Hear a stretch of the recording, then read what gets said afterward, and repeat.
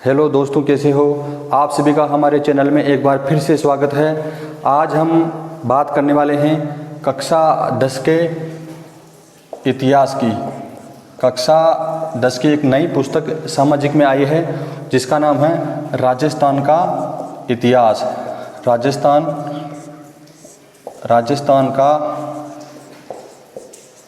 इतिहास व संस्कृति। राजस्थान का इतिहास व संस्कृति। राजस्थान के इतिहास को जानेंगे, राजस्थान का सामान्य परिचय है वो अपन जानेंगे। तो पहला पार्ट है जहाँ से अपन शुरुआत करेंगे वो राजस्थान का सामान्य परिचय है। राजस्थान का सामान्य परिचय। अब राजस्थान का सामान्य परिचय क्या है, इसमें सबसे पहले अपने आता है कि राजस्थान का नामकरण कैसे हुआ। तो बात आती है राजस्थान के नामकरण की, यानी राजस्थान का जो नामकरण था वो कब से आया सामने और इतिहास की भाषा में कैसे पीढ़ी दर पीढ़ी आया। तो सबसे पहले बात करते हैं 1800 ईस्वी में। सन 1800 ईस्वी में एक इतिहासकार हुए थे जॉर्ज थॉमस। तो सबसे पहले इन्होंने राजस्थान का नाम दिया था, लेकिन उन्होंने राजस्थान का नाम राजस्थान नहीं दिया था और उन्होंने राजस्थान को कहा था राजपूताना की संज्ञा दी थी। और राजपूताना की संज्ञा देने का कारण ये था कि यहाँ पर राजा महाराजाओं का शासन चलता था और यहाँ पर रजवाड़े हुआ करते थे। राजाओं के शासन करने वाले स्थानों को रजवाड़ी कहते हैं और उनकी रियासतें हुआ करती थी इसलिए उन्होंने राजपूताना नाम दिया। आगे चलकर सन 1829 ईस्वी में राजस्थान के इतिहास के एक पिता थे, उनका नाम था कर्नल जेम्स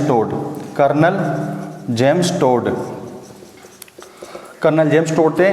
उन्होंने राजस्थान का आगे नाम चलकर राजपूताना, जो जॉर्ज थॉमस ने दिया था 1800 ईस्वी में, आगे चलकर उन्होंने 1829 में एक पुस्तक थी उनकी एनाल्स एंड एंटीक्विटीज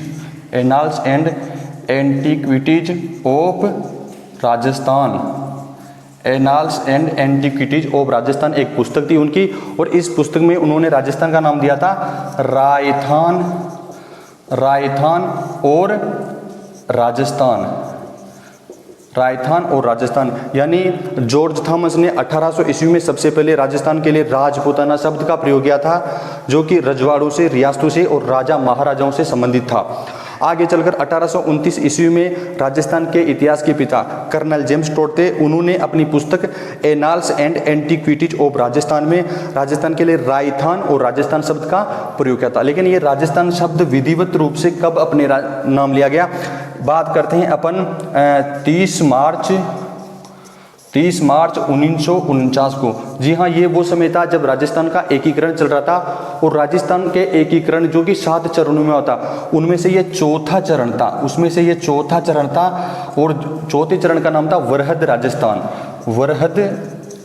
था। और वरहद राजस्थान में पहली बार आधुनिक राजस्थान का शब्द निकल कर आया और इसी वजह से 30 मार्च का जो दिवस है इसको राजस्थान दिवस के रूप में मनाते हैं। 30 मार्च को अपन आज भी राजस्थान दिवस मनाते हैं। ये 30 मार्च 1949 को स्वतंत्रता के बाद जब सभी रियासतों का एकीकरण हो रहा था, तो राजस्थान में भी 19 रियासतें थी जिनका समय समय पर 7 भागों में एकीकरण हुआ था। उसमें से चौथा चरण था वृहद राजस्थान, तब जाकर राजस्थान शब्द निकल के आता है। तो ये तो होती अपने नामकरण की बात, पूरे राजस्थान के नामकरण की बात। लेकिन राजस्थान के जो विभिन्न भाग हैं, विभिन्न क्षेत्र हैं, उनका भी अलग अलग नामकरण है जो कि सामान्य परिचय में अपन यहाँ पर देखने वाले हैं। अब वो क्या है अपन देखते हैं कि राजस्थान के विभिन्न भागों या क्षेत्रों का नामकरण। राजस्थान के विभिन्न भागों या क्षेत्रों का नामकरण कैसे हुआ, ये वहाँ की भौगोलिक विशेषताओं के हिसाब से हुआ।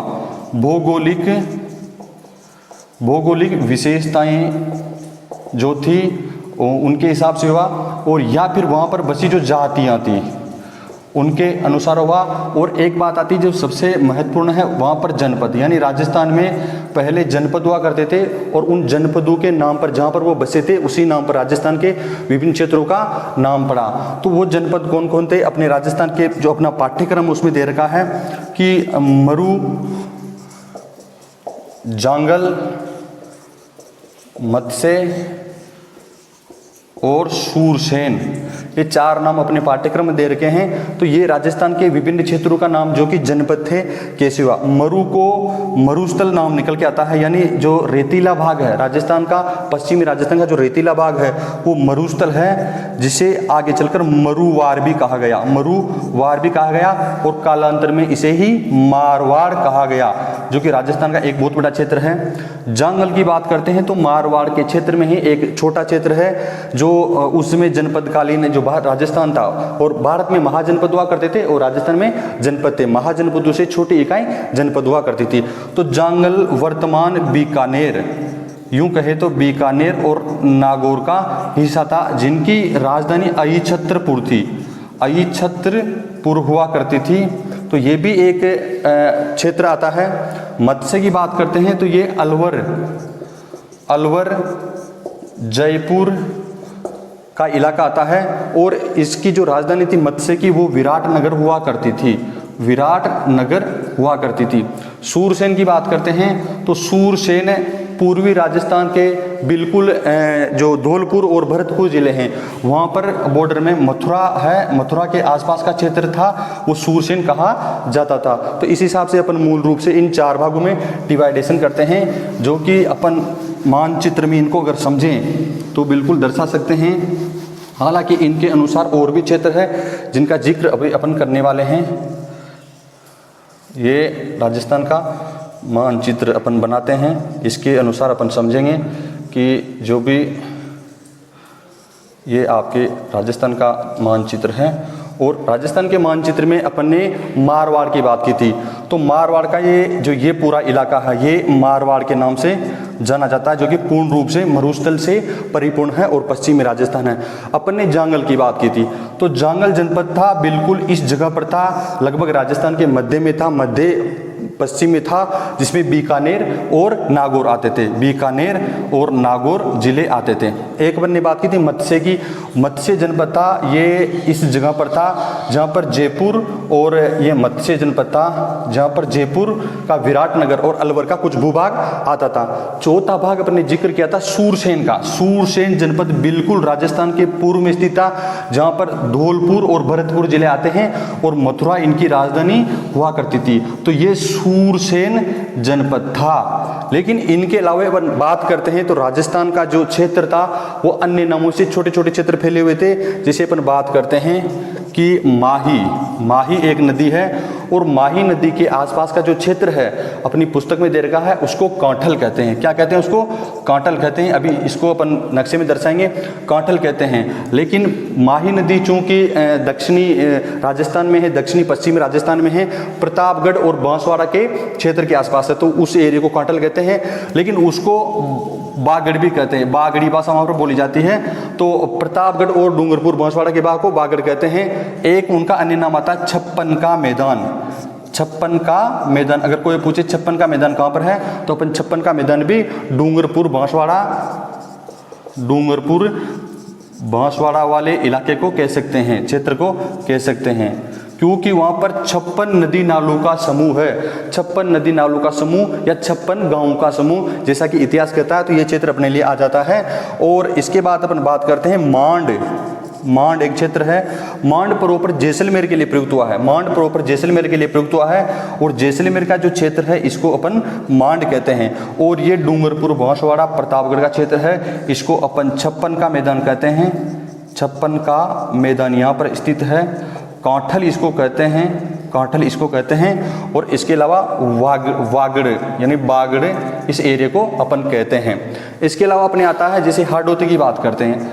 हाडोती, क्योंकि हाडों का शासन यहाँ पर हुआ करता था और हाडोती भाषा यहाँ पर बोली जाती है। तो मुख्य रूप से हाडोती में कोटा और बूंदी आते हैं, लेकिन झालावाड़ और बारा को भी इसमें सम्मिलित किया जाता है। तो ये दक्षिणी पूर्वी जो इलाका है ये हाडोती के नाम से जाना जाता है, क्योंकि वहाँ हाडों का शासन कालांतर में हुआ करता था। आगे चल के बात करते हैं, मेवाड़ एक बड़ी रियासत हुई है और मेवाड़ का इतिहास राजस्थान के इतिहास में बड़ा ही स्वर्णिम रहा है, जो कि बहुत लंबे समय तक रहा। तो मेवाड़ बिल्कुल इस जगह स्थित है मध्य से लेकर, जिसमें उदयपुर, चित्तौड़, राजमंद, सिरोही और कुछ डूंगरपुर, बांसवाड़ा के इलाके आते हैं।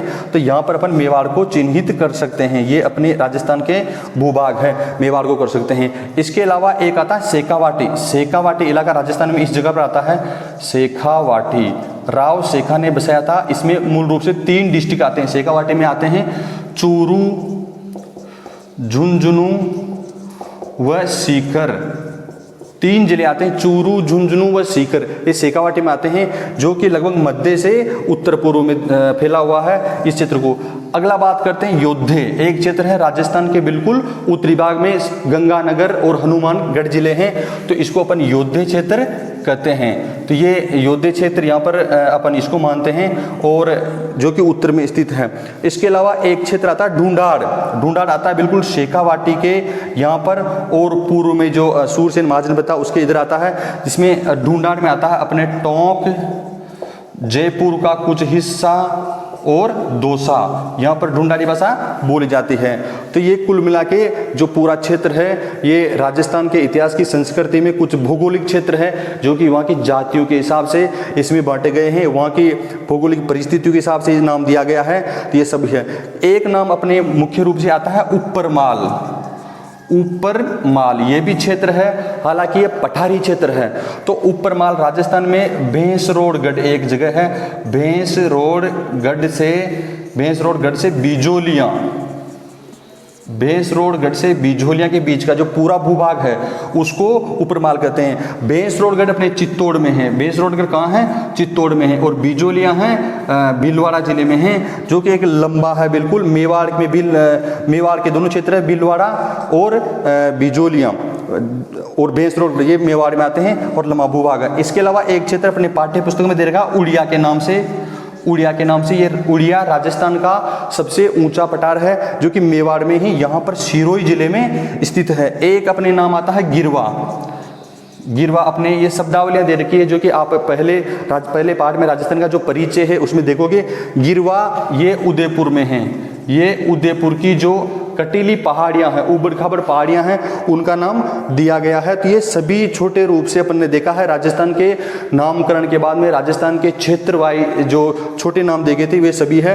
तो ये राजस्थान का सामान्य परिचय हुआ है, जो कि राजस्थान का इतिहास व संस्कृति नामक पुस्तक में शुरुआत अपन ने की है। कक्षा 10 का ये पहला पाठ है।